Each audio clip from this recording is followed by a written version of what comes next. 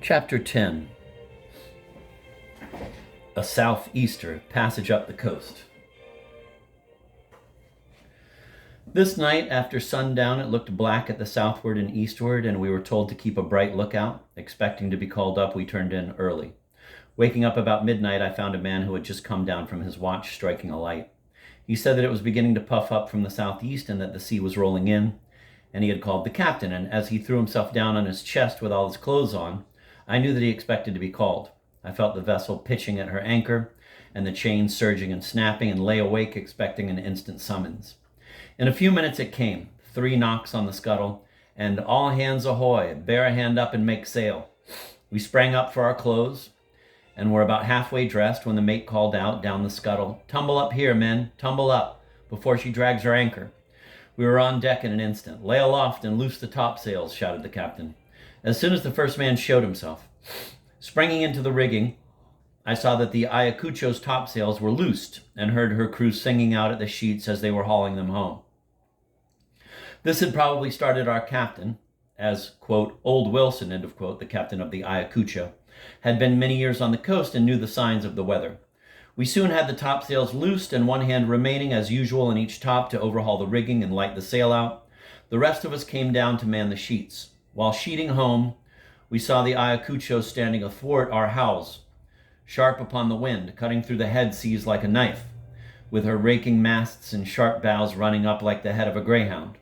It was a beautiful sight. She was like a bird which had been frightened and had spread her wings in flight. After the topsails had been sheeted home, the head yards braced aback, the foretopmast staysail hoisted, and the buoys streamed and all ready forward for slipping, we went aft and manned the slip rope, which came through the stern port with a turn round the timber heads. "All ready forward?" asked the captain. "Aye, aye, sir, all ready," answered the mate. "Let's go." "All gone, sir." And the iron cable grated over the windlass and through the hawse hole, and the little vessel's head swinging off from the wind under the force of her backed head sails brought the strain upon the slip rope. "Let go aft." Instantly all was gone, and we were under way. As soon as she was well off from the wind, we filled away the head yards, braced all up sharp, set the foresail and trysail, and left our anchorage well astern, giving the point a good berth. "Nigh off to," said the captain to the mate, and looking astern, we could just see the little hermaphrodite brig under sail standing after us.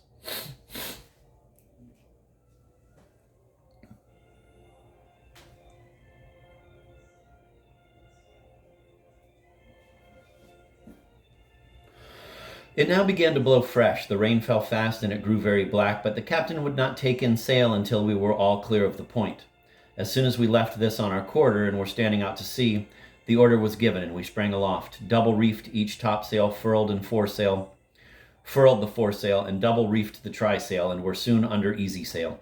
In these cases of slipping for southeasters, there is nothing to be done after you have got clear of the coast, but to lie to under easy sail and wait for the gale to be over, which seldom lasts more than 2 days and is often over in 12 hours. But the wind never comes back to the southward until there has a good deal of rain fallen. "Go below the watch," said the mate. But here was a dispute which watch it should be.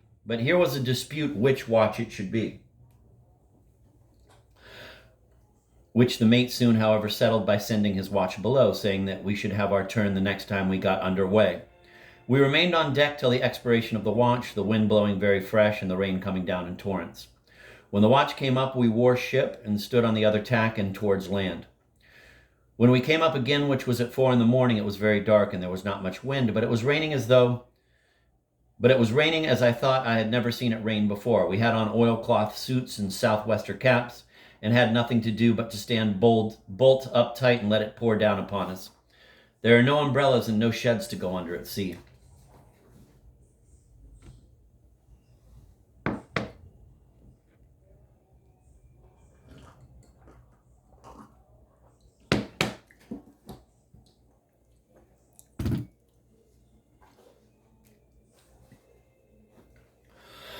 While we were standing about on deck, we saw the little brig drifting by us, hove to under her foretopsail double reefed, and she glided by like a phantom.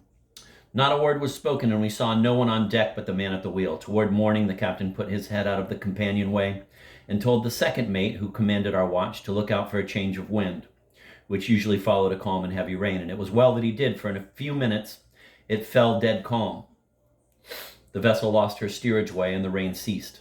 We hauled up the trysail and courses, squared the after yards, and waited for the change, which came in a few minutes, with a vengeance from the northwest, the opposite point of the compass. Owing to our precautions, we were not taken aback, but ran before the wind with square yards. The captain coming on deck, we braced up a little and stood back for our anchorage. With the change of wind came a change of weather, and in 2 hours the wind moderated into the light, steady breeze, which blows down the coast the greater part of the year, and from its regularity might be called a trade wind. The sun came up bright, and we set royals, sky sails, and studding sails, and were under fair way for Santa Barbara. The little Loriotte was astern of us, nearly out of sight, but we saw nothing of the Ayacucho. In a short time she appeared, standing out from Santa Rosa Island, under the lee of which she had been hove to all night. Our captain was anxious to get in before her, for it would be a great credit to us on the coast to beat the Ayacucho, which had been called the best sailor in the North Pacific, in which he had been known as a trader for 6 years or more. We had an advantage over her in light winds from our royals and sky sails, which we carried both at the fore and main, and also in our studding sails, for Captain Wilson carried nothing above the top gallant sails, and always unbent his studding sails when on the coast. As the wind was light and fair, we held our own for some time, when we were both obliged to brace up and come upon a taut bowline, after rounding the point. And here he had us on fair ground, and walked away from us as you would haul in a line. He afterwards said that we sailed well enough with the wind free, but that give him a taut bowline, and he would beat us if we had all the canvas of the Royal George.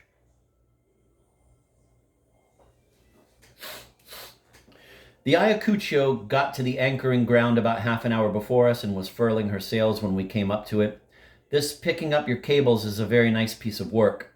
It requires some seamanship to do it, and come to at your former moorings without letting go another anchor. Captain Wilson was remarkable among the sailors on the coast for his skill in doing this, and our captain never let go a second anchor during all the time that I was with him. Coming a little to the windward of our buoy, we clewed up the light sails, backed our main topsail, and lowered a boat, which pulled off, and made fast a spare hawser to the buoy on the end of the slip rope. We brought the other end to the capstan, and hove in upon it until we came to the slip rope, which we took to the windlass, and walked her up to the chain, the captain helping her by backing and filling the sails.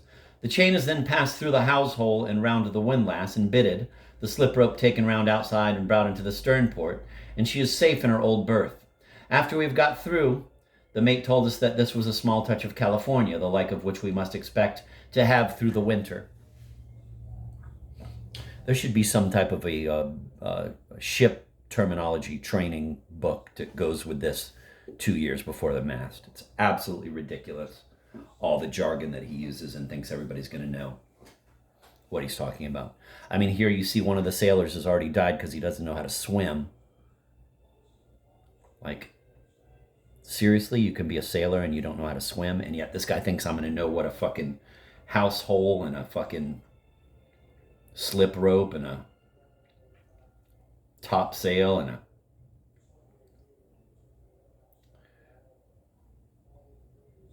the windlass was bitted, the slip rope taken around outside and brought into the stern port. It's like, come on, man, have a terminology in here. All right, that's enough of my yakking. After we had furled the sails and got dinner, we saw the Loriotte nearing, and she had her anchor before night.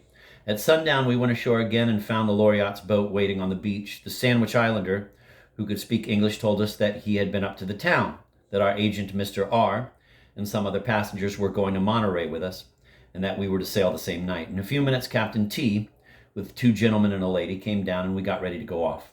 They had a good deal of baggage, which we put into the bows of the boat, and then 2 of us took the Senora in our arms and waded with her through the water and put her down safely in the stern. She appeared much amused with the transaction, and her husband was perfectly satisfied, thinking any arrangement good which saved his wetting his feet. I pulled the after oar so that I heard the conversation, and learned that one of the men, who, as well as I could see in the darkness, was a young-looking man in the European dress and covered up in a large cloak, was the agent of the firm to which our vessel belonged. And the other, who was dressed in the Spanish dress of the country, was a brother of our captain, who had been many years a trader on the coast and had married the lady who was in the boat. She was a delicate, dark-complexioned young woman and of one of the best families in California. I also found that we were to sail the same night As soon as we got on board, the boats were hoisted up, the sails loosed, the windlass manned, the slip ropes and gear cast off, and after about 20 minutes of heaving at the windlass, making sail and bracing yards, we were well underway and going with a fair wind up the coast of Monterey, up the coast to Monterey. The Loriotte got underway at the same time and was also bound up to Monterey. But as she took a different course from us, keeping the land aboard, while we kept well out to sea, we soon lost sight of her. We had a fair wind, which is something unusual when coming up, as the prevailing wind is the north, which blows directly down the coast, whence the northern are called the windward, and the southern the leeward ports.